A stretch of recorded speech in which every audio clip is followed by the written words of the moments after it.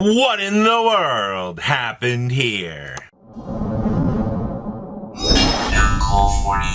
So this was a pretty interesting weekend for the markets. Make sure you guys smash the leading crap out of that Ecclesia and the Dark Dragon button so you guys don't miss out on more Oz content. So much like most of you over the weekend, you might have noticed that suddenly the Ecclesia Synchro is $40. Now you're going to kind of look around a little bit and you're going to go, wasn't this just $20 to $25 just a couple weeks ago?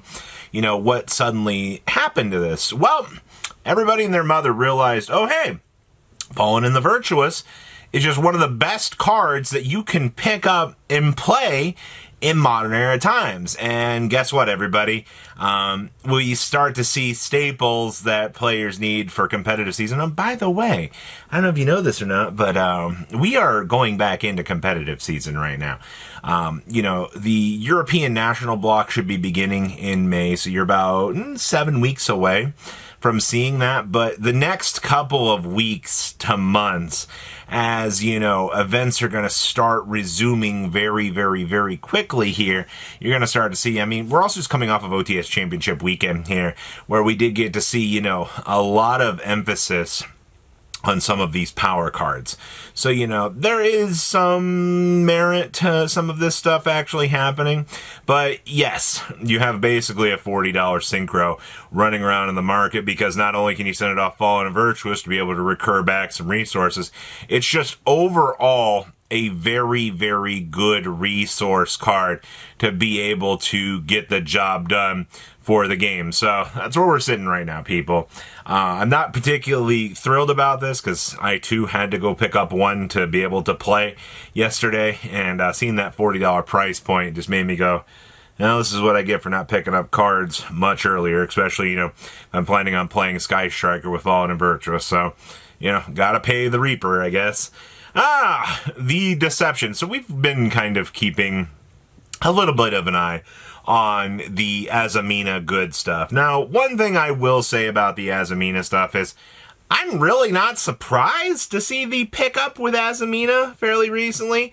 You've got to remember, I think a lot of, we've seen a tip in the meta where players are starting to realize, oh, hey, Omni-negates are important, you know, and it's like players, I'm not going to say they're making like bad decisions, but you got people looking at Deception with the Dark Magician package, and, you know, they're trying to combine the, well, I can turn my, you know, piece off of this into something else. My Diabell Star can turn into a Dark Magician Destruction, which gets me, you know, a Red Eyes Dark Dragoon. They're wanting to experiment and expand out on the ideas of what we've got going for us. I don't particularly think the Azamina stuff is as broken as it is. The market has actually been pushing down on this. We actually had, I believe it was last week, Deceptions were like $30. They've actually pushed down to like 26. I know it's not like a terribly crazy drop, but this is the kind of stuff that you have to look at within the market, and you kind of have to acknowledge these shifts actually happening. I do kind of look forward to seeing maybe something crazy happen with this in the future, because meta tech trends, I mean, we're still stuck in this format for a little while longer. So I think we're going to kind of continue to see players testing out these ideas and trying to see, you know, what's going to be the best part. But I don't know. I think the Deception stuff seems pretty likely to get a reprint, but shh, that's a topic for another conversation about what could happen with the madness that is Rarity Collection 5.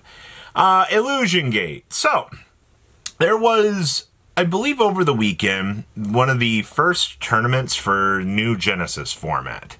And then there was one kind of thing that I think Genesis format kind of forgot about. You guys have all seen the meme where they forget something, right? Well, that was Illusion Gate. Illusion Gate, I think, is one of the craziest cards that you can kind of walk into Genesis format and just kind of be like, oh, well, this is actually kind of problematic, you know? We're actually going to have to do something about the brokenness of this card. And I believe probably next point update, they're going to have to do something about Illusion Gate, because a board wipe into a Monster Reborn, when a card like Monster Reborn itself is limited within this format is a little bit counterproductive, I gotta say. It's not like, Ghost Bell doesn't, I believe Ghost Bell has points, so you're telling me, yes, I understand Illusion Gate is a once per duel when it does apply its effect, but it is one of those, well, is it worth it? Yes. I think every list from that tournament, if I recall, did in fact play some sort amount of Illusion Gates, trying to maximize its results. Right now, the Illusion Gates are $15 for Secret Rares. You're looking at about $30 on Collector's Rares, which this is actually kind of getting to the point right now that I kind of want to go pick up some Collector's Rare Illusion Gates. I do think Illusion Gate should have been, Starlight Rare, but, I guess we can reprint that card later on in a higher rare. It's kind of like Bonfire. We got the first initial rarities. It was kind of cool and exciting, but, the novelty is kind of worn off over time with it, but Illusion Gate, on the other hand, I still think this is one of my favorite cards in the entire game. And of course, I actually do want to play this because it does feel pretty broken. And we have Dragunity. So, original copies of the Variana have 5 listings left on TCG Player. If you're wanting near mint copies, which, once again, I mean, this is the Starstrike Blast curse that we've talked about in the past, where, good old Starstrike Blast just has crazy, crazy equity wrapped into it. But do we consider the first ed copies to be, like, the pinnacle? We have plenty of ultra rares from Battles of Legends, like 32 near mints on the market.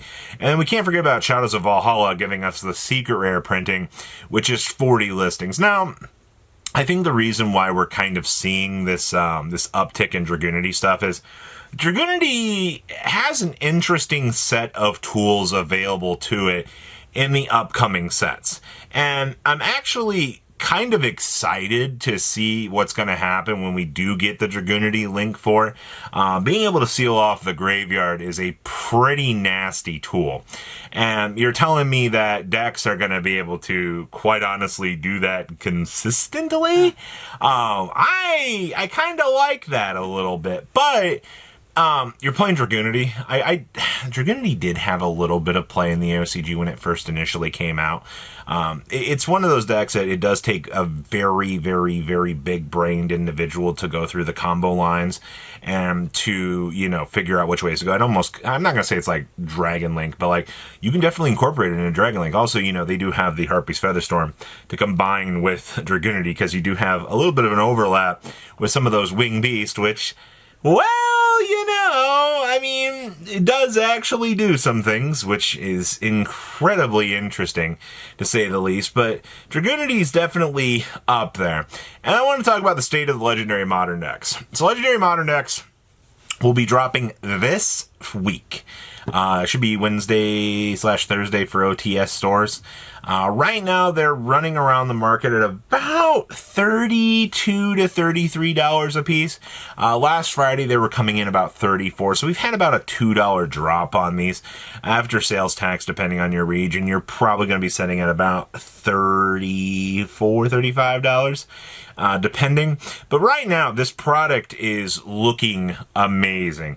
Especially if you want to play Sky Striker straight out of the box. This is going to be great. If you've been wanting to play Mitsurugi, it's going to be great. If you've been wanting to build X-Sabers for older formats, this product is looking absolutely amazing. And I do think for the price point, a lot of people are going to be jumping in and wanting just to play some of these decks on the competitive side of things. And that's actually a very welcoming change to the game. I like that these Legendary Modern decks are able to supplement players and get them introductory style additions to be able to play the game. And I think that this is an excellent start kind of going forward here for your dueling journey. So we've had a little bit of a drop, which is good. I'm looking forward just to seeing how these are going to enter into the meta, and I'm actually hoping to get a nice rarity of Carmelia to be able to add to Sky Striker, because this point, man, I'm going to need it, because I want that deck to continue to look absolutely nice. So what in the world happened here? Yeah, a lot of market change for the weekends. Please, come down below to what you guys think. Let's see your beautiful faces back here in the day, guys. Patrons, thank you.